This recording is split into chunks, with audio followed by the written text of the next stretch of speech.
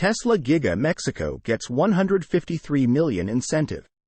Tesla Gigafactory Mexico will receive $153 million worth of incentives from Nuevo Leon as state officials seek to temper concerns about delays in the new factory. Nuevo Leon's State Economic Development Council approved Tesla Giga Mexico's incentives, which include the build-out of basic infrastructure like roads and water treatment.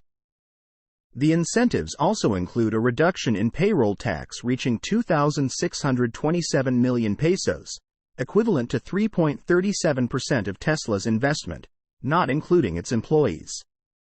Tesla marks a before and after in the economic development of the state, said Ivan Rivas, State Secretary of Economy.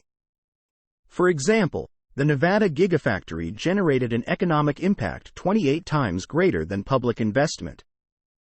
While in California, 120 jobs were created in the supply chain for every 100 Tesla jobs.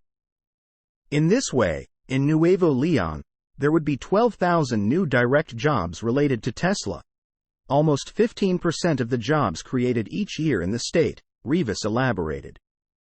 Tesla's land permit for the construction of Gigafactory Mexico was recently approved by the Federal Ministry of the Environment.